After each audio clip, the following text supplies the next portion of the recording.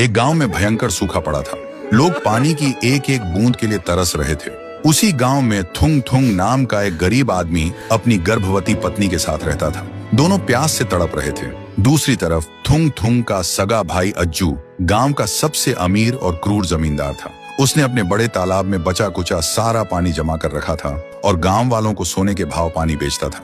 वह अपने भाई और भाभी की हालत देखकर भी उनकी मदद नहीं करता था, बल्कि उनका मजाक उड़ाता था। एक तपती दोपहर थुंग थुंग एक सूखे पेड़ के नीचे बैठा था। तभी आसमान से एक सुनहरे रंग का पक्षी गिरकर उसके पास तड़पने लगा। गर्मी से उसकी जान जा रही थी। थुंग थुंग के पास बस आखिरी घूंट पानी बचा था, जो उसने अपनी पत्नी के लिए बचा कर रखा था।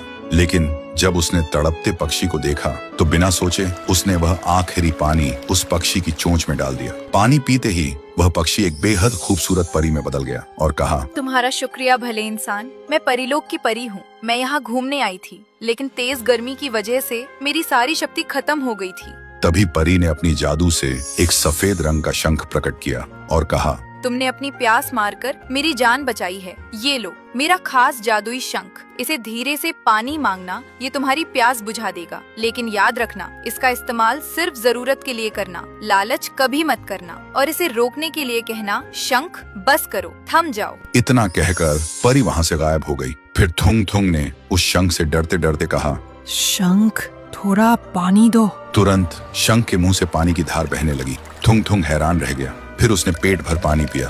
उसके बाद उसने जल्दी से अपनी बोतल भरी। फिर उसने शंख से कहा, शंख बस करो, थम जाओ। पानी रुक गया। थुंग थुंग दौड़कर घर गया और अपनी पत्नी को पानी पिलाया। फिर थुंग थुंग ने वह पानी अपने सूखे खेतों में डाला। रातों रात उसके खेत हरे भरे हो गए। यह चमत्कार देखकर वह चुपचाप रात में गांव वालों के मटके भरने लगा। उधर अज्जू परेशान हो गया। उसका पानी का धंधा बंद होने लगा था। एक रात अज्जू गांव से गुजर रहा था। तभी उसने अंधेरे में देखा कि थुंग थुंग लोगों के मटके उस शंख से भर रहा है। तब अज्जू को समझ आया कि उसका धंधा डूबने की असली वजह क्या है। फिर उसने मन ही मन सोचा, अगर ये मैं छीन लूं और अपना सूखा तालाब भर लूं, तब तो मैं माला माल बन जाऊंगा रे। लालच में आकर अज्जू ने अपने गरीब भाई को मारा पीटा और वह जादुई शंख छीन लिया और शंख लेकर सूखे तालाब के बीच पहुंचा और जोर से चिल्लाया, अरे शंख, इतना पानी बरसा कि सब कुछ भर जाए। अज्जू के चिल्लाते ही शंख से समुंदर जैसी लहरें फूट पड़ी।